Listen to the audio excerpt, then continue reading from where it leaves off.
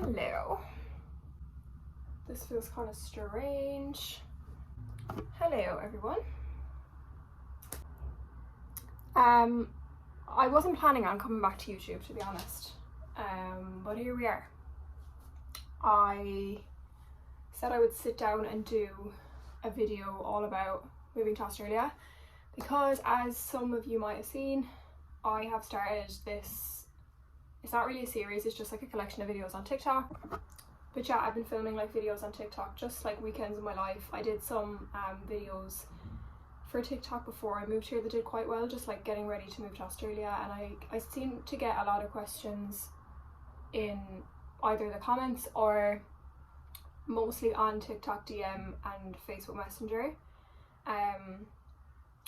So I'm just gonna try and answer everything in one video because I feel like on TikTok I'm not going to get it all in. So I feel like here is just the best place to have information because these were the kind of videos that I was looking for basically before I moved here, and I don't think there's many videos out there from an Irish person's perspective. So I'm going to cover a few different topics that either people have asked me or just like information that I find is the most relevant when you're planning a move to Australia. By the way, side note, if you are one of the girls who messaged me on TikTok, for some reason TikTok notifications like DMs especially don't come up for me, so like I get them every like 2 weeks. So I open my DMs on TikTok like on Sunday, and I had like 4 messages from people from like a few weeks ago that I just never replied to.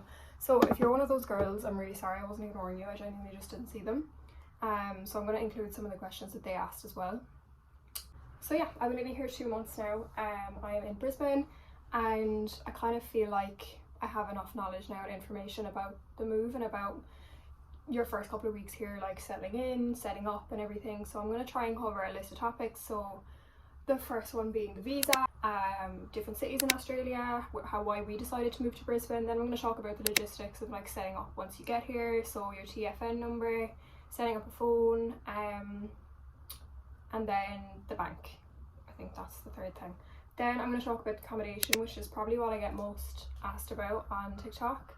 I did get quite a few messages on Facebook Messenger because the Irish Around Brisbane page, I remember this girl posted being like, any tips on accommodation, and I just replied to it and I was like, oh girl, give me a DM, like we just, you know, went through the whole process, and so many people messaged me.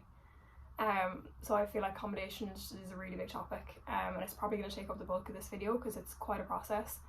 And then the fifth thing is finding a job. Then I'm just going to talk about general things like making friends, homesickness, and then just a bit about the cost of living in Brisbane specifically as well. Also, I don't know why I'm wearing a hoodie. It's 27 degrees outside and I'm melting. I might turn on the fan. Okay, so the first topic is obviously your first stage of the application process, which is the visa. Now, the visa that we have and that we applied for is the Working Holiday Visa subclass 417. There is a few different types of visas. That is the most common one that especially Irish people, English people will apply for if they want to go to Australia for minimum a year. And yeah, it was honestly so easy to get. The process for us took literally, between actually applying for it and receiving it, took about 15 minutes. So it took about 15 minutes to apply for it, and then literally within, like, I'm not even joking, 10 seconds, we both got emails saying that our visas were granted. So it's so quick, so easy. You don't need to know where in Australia you're moving to, and you don't need to have a job, which is so handy, because I think for the Canadian visa, you need to like go to the embassy. I think in some cases you need to have a job, whereas this one, you literally go online onto the Australian government website, you put in all your details. So you need your passport details, and you also need a screenshot from your bank account or bank statement showing that you have €3,000 at least in your bank account, and that's literally it. It's so easy. It couldn't be any easier. I'm assuming it's the same now, like it's the same turnaround time, but yeah, literally took 10 seconds. So the visa cost about, I think it was just under €400, which isn't too bad.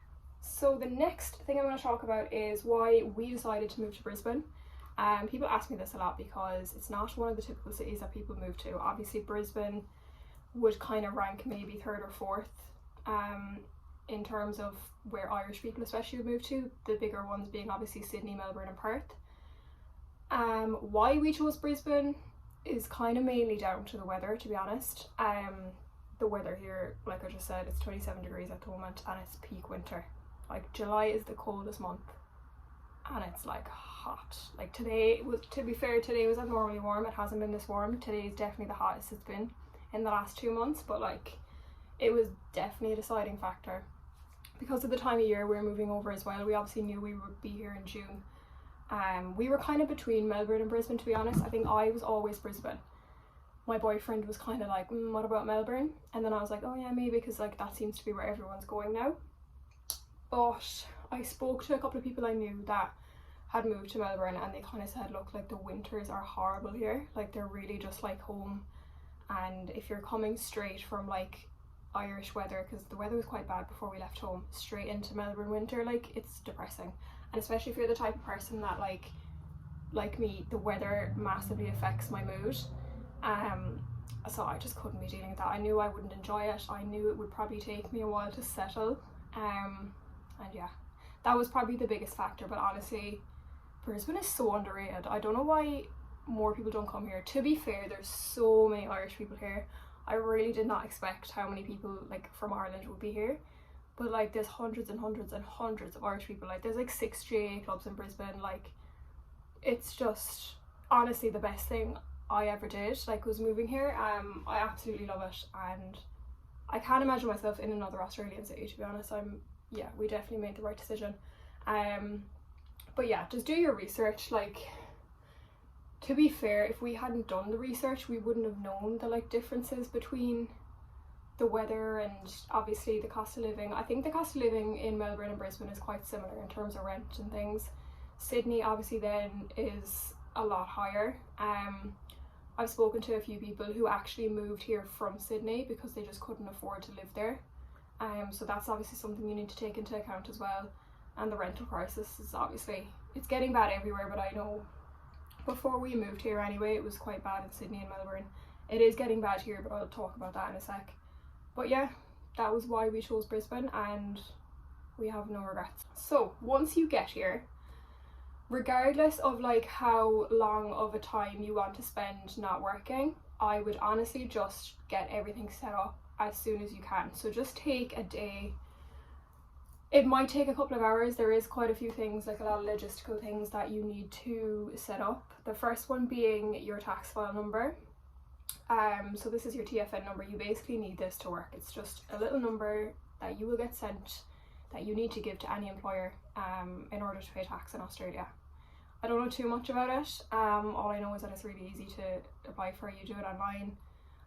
The Australian Taxation Office website. You apply for it, put in your details, and it will get sent to you within like 2 weeks. The second thing then, we did this on, I think, literally our first day here. We went to set up bank accounts because obviously you need a bank account for everything. You need it applying for jobs, you need it applying for accommodation. There is a lot of banks in Australia. The one that we went to first was Commonwealth. We went in and they were like, no, you need an appointment to set up a bank account. So we're like, right, no, we want to set it up today. So then we went to Suncorp. We had such a bad experience in Suncorp. We were in there for about half an hour. No, longer. We were in there for like an hour setting up the accounts, going through everything. And the poor girl, I think it was like her first week working there because she did it wrong. She didn't set up the accounts right. We had no access to our accounts. It was a whole mess. So we ended up going with Westpac. And honestly, we've had no issues with them. They're really good. You could actually apply for the bank account on the app or on the website. You don't actually have to go into the branch to set it up. All you have to do is just go in after you've set it up and verify your identity. So just give them your passport and then that's it. Really easy. So I would go with Westpac, definitely. Then the last thing obviously is setting up a phone, like SIM card. I spoke about this on my TikTok the other day. When I first got here, I went with Telstra because I did a little bit of research before coming here and saw that the main ones were Telstra, Optus and Vodafone. And to be honest, I didn't really research into like unlimited data or anything because I just assumed that, you know, at least one of them would carry unlimited data or have an unlimited data plan. For some reason, I don't know why, it's just not a thing in Australia. I don't know whether it's just not allowed or like they're not allowed to offer it. I really don't know. I know Vodafone used to offer it here, but they had to get rid of it for some reason. So if you're like me and you're used to having unlimited data, like, I need to turn on the fan. I'm actually sweating sitting here. So yeah, if you're like me and you're used to having like unlimited data, because I was with 3 back home, it's quite hard to come here and then like not have access to data, because especially in your first couple of weeks, you need data because you need to find your way around, you need Google Maps, like you need access to the internet. So I went with Telstra because I just got a prepaid SIM in Woolworths and it was like $35. I can't remember how much like data it actually had in the SIM or in the plan, but it seemed like a decent amount. But for some reason it was running out like every 2-3 days, and I literally I barely had it on. I only ever had it on when I needed it for maps, but it would still just run out, and I was like, look, I can't afford to be topping up every couple of days. So I did some research and I found this provider called Felix. Honestly, they're so good, and I just don't know how they're not one of the kind of bigger ones, because they offer quite a different plan to the rest. So basically, when it comes to unlimited data, the bigger providers don't offer it in terms of like it's completely unlimited like it is at home. They just don't offer it. They'll offer like unlimited data, but once you reach a certain point, it's like speed capped, and the plan is quite expensive, I think. So I found Felix. They offer unlimited data, but the entire time you have the data, the whole thing is speed capped, and it's cheap. It's a lot cheaper than the other providers. Now, to be honest, I've been with them for a month and I don't find it slow. Like sometimes it might be a tiny little bit like slower than other providers, but like I don't notice. Like if you're just using your phone for like social media, YouTube, or like FaceTime, honestly it's so fine, and it's so much cheaper than having to like top up your card every single time your data runs out. So this is just a rolling contract. It's $35 a month, and I got my first 2 months half price. I think they just do like deals on that. So honestly, I would definitely recommend Felix rather than going with the bigger providers, because like my boyfriend's with Vodafone and he's always like, not that it bothers him that much because he doesn't really use his data, but he's always having to like turn off his data like just in case it runs out or anything, because it just ends up being more expensive. So yeah, go with Felix. Oh my god, I'm taking off my hoodie. I'm also wearing a woolly top, so I don't really know what I expected, but anyway, the next topic I'm going to talk about is accommodation. Now this is probably the one that's going to take up the bulk of the video because it's quite a vigorous, what's that word? It's a process basically. Yeah, so accommodation. I'm going to speak for Brisbane obviously because that's where I am. So there's kind of 2 main ways of getting an apartment once you get to Australia. The first one is apps and the second one is Facebook groups. I am going to talk about mainly the apps because that's how we got our apartment. But the Facebook groups, I know if you join like the Irish around Brisbane, Irish around Melbourne, or if you join like, I know in Brisbane they have different Facebook groups for the different suburbs. Now the Facebook groups will mainly kind of get you break leases. So if you're looking for a short-term accommodation, say if you want to travel around the different cities, if you don't want to live in the one city for like longer than 6 months, the Facebook groups are probably the best way for you to get a place. If you want something a bit more long-term like us, we signed a 1-year lease. We used 2 different apps. One was called Real Estate App and one was called Tenant. And they're kind of both the same in how they work. So basically, these apps, you just go onto them, you put in what you're looking for, so the amount of bedrooms, like minimum, maximum cost, whether you want furnished, unfurnished, what facilities you want, do you want a car space, all of that. You put in that and then you'll obviously get your list of what's available at the moment, or else what will be coming available in the next couple of weeks. The thing is with apartments and houses in Australia, you cannot apply for them until you view them. So you use this app or these apps to apply for viewings, but before you apply for the viewings, my tip would be to have your applications ready to go. So on these apps, your application is basically your profile. So you fill out your profile, it takes ages. The amount of information that they ask for, it's very intense. It took us honestly hours, because you have to do, like if you're with your boyfriend, if you're with your friend, you can't just submit one application, you have to do one for both of you. So I had to submit one, my boyfriend had to do one. So before you even apply for the viewings, or like apply for them and then straight away have your application started. So things that they look for, bank statements. So you need your most recent bank statement. Obviously your one from home is fine. You need 3 recent pay slips. Obviously if you've just moved here, you don't need an Australian pay slip, like you're not going to have one. Any of your 3 recent pay slips from home is fine. All they want is to see that you've got money in your account to pay the rent. And then obviously you need references, so landlord references. I know for the Tenant app you need personal references as well, so from like employers. What I did, I had these in hard copy, so I literally had them in a folder in my suitcase ready to go. Like I had them organised before I even left Ireland, but I'm just like uber organised. You don't need hard copies for these apps, you just need copies of them on your phone because you're just uploading them to your profile. But yeah, honestly, just even before you get here, just have them ready on your phone. There's no point being stressed and like having to go searching for like bank statements and pay slips. Like have them on your phone before you get here. But yeah, just things like that is what they look for in your profile. You have to put in like contact details of landlords. I don't think they don't just ask for the landlord reference themselves, because I know sometimes like you could have like a fake one typed up or something. They actually do ask for the contact details of the landlord so they can contact them. They do ask as well if you were like living with your parents, which is what we were doing, because obviously if you don't have a landlord reference, your parents' one will do. You have to put in your parents' details, it'll email. So it emailed my dad and my boyfriend's mom, and they just had to fill out like this questionnaire being like, oh, like were they clean and all this.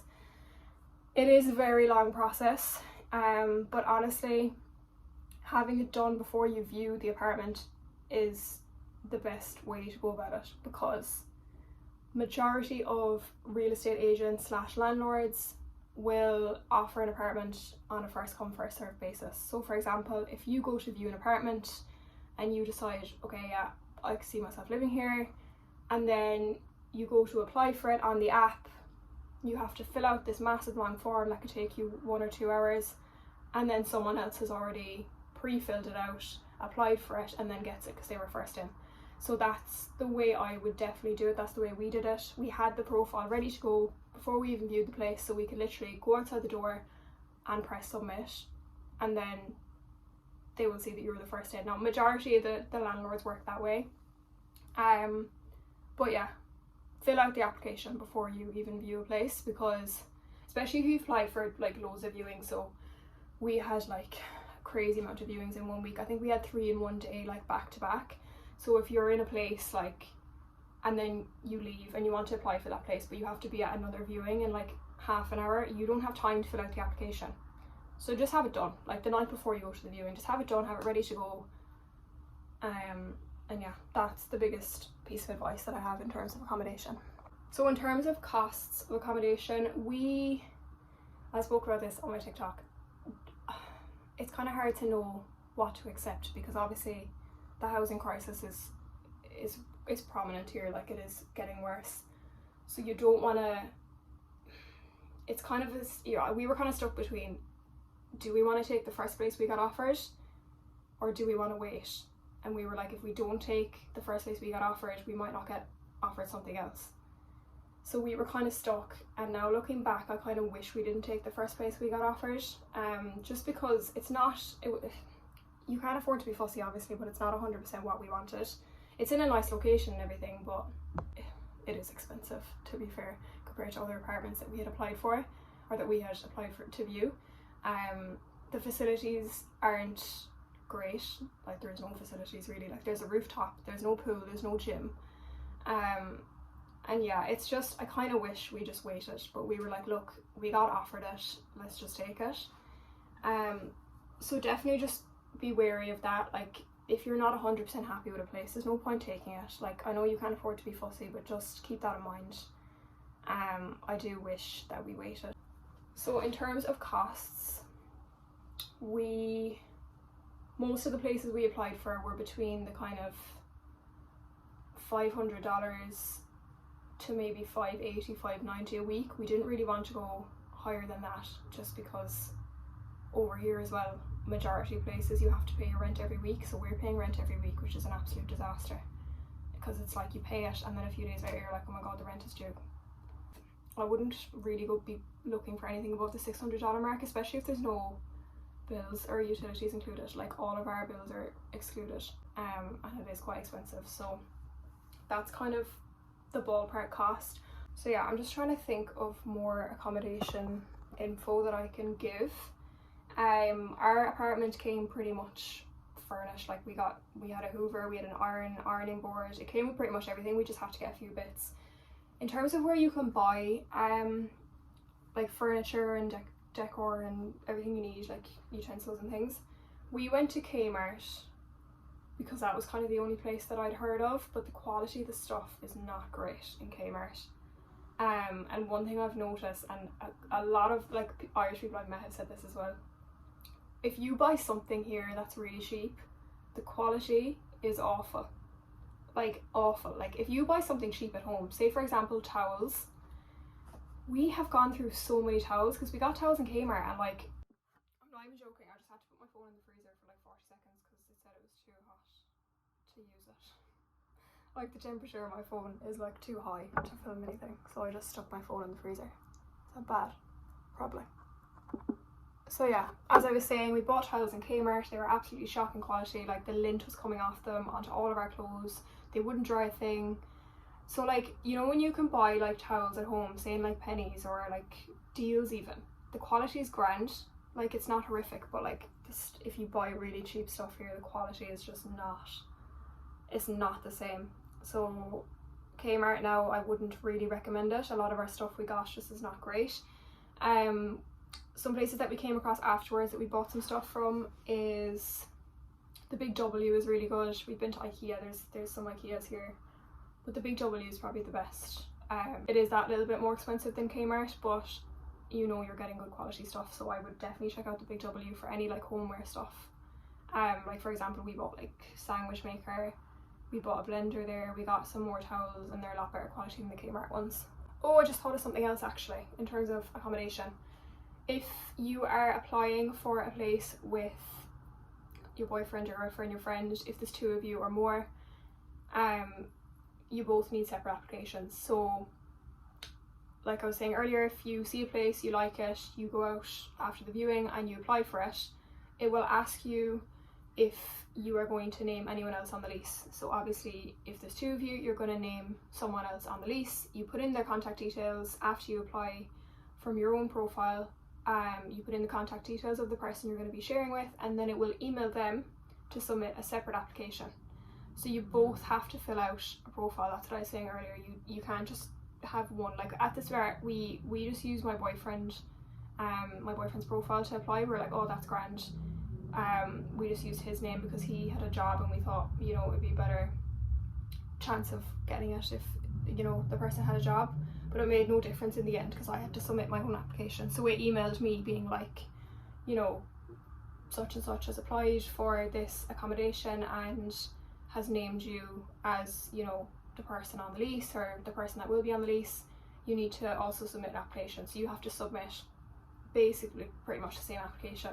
So all the details, all the documents you need to do. So it's better off to just both of you have your applications done before you view a place. That was really long-winded. I don't know how to explain that. Like, that's why I couldn't do it on TikTok. It takes so long to explain. It's not just a case of like you apply for a place and you get it. It's a long process. So we were lucky because my boyfriend's company put us up in an apartment for 2 weeks, so we had that 2-week window to find a place. But obviously it's harder when you get here and you don't have somewhere to stay, so you have to stay in like a hotel and a hostel, and it's expensive and stuff. But it does take a while to get set up.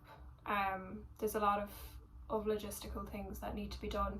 The accommodation one is obviously the big one. when you get here. It'll take up a lot of your first couple of weeks especially, so yeah, just be prepared. So the next thing I want to talk about is jobs. Now, I'm probably not the best person to give advice on this because I'm currently not working. Basically, long story short, if anyone's wondering what I'm doing, I got a job here after about 3 weeks with a company, but it was only a 4-week temporary assignment.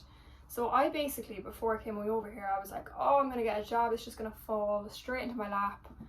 I'm gonna get like a 6-month contract, because obviously, I never mentioned this earlier with the visa thing, but if you're on the working holiday visa, you can only stay in one job for 6 months before you move on to the next job. So it has to be, it's like maximum 6 months unless they're sponsoring you. So yeah, just expected everything to work out, and like, just, you need to be realistic. I wasn't realistic. I should have known that it was going to be hard. So I was applying for all these jobs, I wasn't hearing anything. Like, it was just really disheartening. People were getting back to me being like, we love your CV, you'd be perfect for us, but you're on a working holiday visa and this is a full-time job, so you can't, basically, you know, you're not eligible. Majority of the time, working holiday visas, you know, the companies will only hire you if the job is temporary, or, you know, they won't hire you if it's a full-time position, because full-time positions are usually minimum 12 months and you can't stay in a job for more than 6 months. So it's a bit of a disaster. But so I was applying for all these jobs, wasn't hearing back. Funnily enough, I've heard back from them in the last couple of weeks, even though I applied for them like a month and a half ago. But I have heard that Brisbane is especially bad for like getting back to you. Like, companies in Brisbane are really bad for getting back to you like soon. They'll be like, you'll have applied for it like 2 months ago and they'll be like, yeah, you're actually not successful, and you're like, well, I assumed so, like, I haven't heard from you in 8 weeks. But yeah, I was getting a lot of that, being like, oh, you know, we love your profile, but you're on a working holiday visa, so, you know, you're not eligible.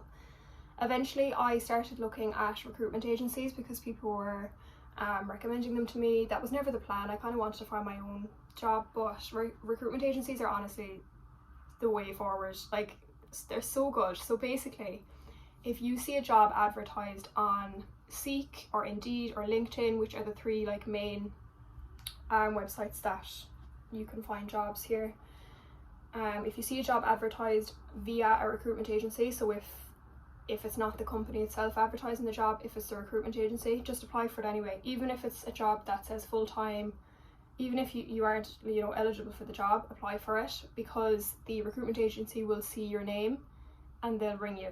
So I had so many recruitment agencies ring me being like, oh, like, we see you're on a working holiday visa, we'd love to help you find some temporary work. So they ring you. I had loads of Zoom calls with recruiters. They take all your details and they say, we will get back to you if we have anything. So literally within like a week, I got offered a 4-week placement in just a company in the CBD, working as an events administrator, which is perfect for me because that's kind of like my background. But it was only 4 weeks and I was like, look, it's better than nothing. It's a good basis to start off. At least it will give me an Australian reference. So I took it, worked there for 4 weeks. It was so good, really enjoyed it, and here I am. So I think I've been off work now for like 2 or 3 weeks, applying for more jobs, getting the same things back, being like, you're not eligible for this job because it's full-time. And then it's a tough slog trying to find a job here. It really is. Like, the jobs are there's so many jobs, but if you're on a working holiday visa, your options are so limited. Like, I know some people who've been here for months and just can't find anything. So I actually do have a job coming up, thank God, because I would be so stressed otherwise. It's far too fucking expensive to be not working. Like, I am literally trying to not leave the apartment during the week, because if I do, I'll spend money, and I'm just trying to save. It's really hard when you don't have a job. But I actually do have another job coming up. I also got that via a recruitment agency. But it starts in 2 weeks, so I still have another 2 weeks off work, but it's fine. At least I know I have something. And this one is for 12 weeks, so it's a 3-month contract, which is great. But yeah, recruiters, honestly, the best way. If you want a list of recruiters, just message me. I don't really want to put them here because I don't even know if I'm allowed to do that, but just message me, because I have like I think like 7 or 8 different recruitment agencies that I looked into, and I have other ones that I've heard of as well from other people in terms of what your options are after the year. So like I said, with the working holiday visa you can only work in one job for 6 months unless you get offered sponsorship or unless you do the farm work. Now our plan, we actually don't know what our plan is, to be honest. I don't really fancy doing the farm work, but like if it comes down to it and we do want to stay past the year, then we will, but we just haven't really thought about that yet. Like we've only been here 2 months, so we'll see. But yeah, they're kind of the options, whether you get offered sponsorship. Sponsorship comes in mostly corporate jobs, kind of skilled jobs such as like, you know, maybe solicitors, accountants, that kind of thing. I know for nurses I think it's different then again. But yeah, I think sponsorship is quite hard to come by because it's a big thing for a company to have to sponsor someone and have to sponsor their visas. But they're kind of the only 2 options that you have if you want to stay longer than the year, is get sponsored or do the regional work. They have become a lot less strict on the regional work, so it's not just farm work anymore. You can do hospitality now as long as it's in a regional area. So I know with Brisbane, there's like areas like an hour or 2 outside the city that you can do the regional work in accounts, so I need to look into that because I have not even researched that at all. I don't even know if we'll do it. The next thing that I guess is probably a major factor in deciding to come to Australia is the cost of living. Now, if you're living in Ireland, you're probably already used to a high cost of living because things are just fucking scandalous there at the moment. We can't really compare, I guess, because we weren't renting back in Ireland. We were living with our parents, so we can't talk about it in terms of like rent. I did look though before coming over here, and when we were looking at apartments when we first got here, I was looking at Irish websites, just comparing the prices of the apartments. I was looking at, I think, Cork. I didn't even bother looking at Dublin because I knew that would be like way higher than here. But it kind of seemed that it was a bit more expensive at home, and like I think the apartments are nicer here. They're a lot more modern. They're like purpose-built apartments. The cost of living, I'm just trying to think on the top of my head. Supermarkets, if you're going to a supermarket and you're doing your groceries, I think it is a lot cheaper than it is at home. So the main supermarkets here, you have Woolworths, you have Coles, there's Aldi here as well, but we mainly just use Woolworths and Coles. I find it way cheaper than it is at home. Like we did a massive shop there like over a week ago. So the way we do it, we do one big shop one week, and then the next week we'll do a little shop, and then we'll go back to a big shop. So working it out in euros per person, we did a massive shop. Like we got everything we needed. We got dinners for the week because we try and cook every night. Like toiletries and like things for the house, like cleaning stuff, toilet paper, all that. It came to $190, which works out at €57 per person for like a week and a half, say, worth of shopping, which is really good. Honestly, I think that's really good. I think it's cheaper than home. Obviously if you went to Aldi at home it would probably be that cheap, but Coles and Woolies are like brand supermarkets. They'd be like your equivalent to like Tesco and Super Value, but a lot cheaper. So that's groceries. Going out for dinner is very reasonable, way cheaper than home. Like a lot of restaurants here have like deals, so they'll do like a pizza deal on a Monday, like burger deal on a Friday, like burger and a drink, burger and a beer, just like different deals, so it makes it really reasonable. So going out for food is quite good. Going out for drinks though is a whole different story.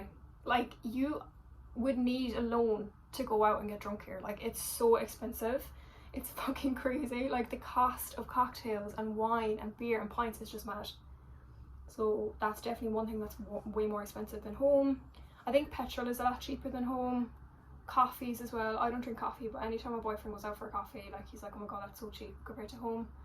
And yeah, that's kind of the basics. I think for the most part, Brisbane anyway is one of the cheaper cities to live in.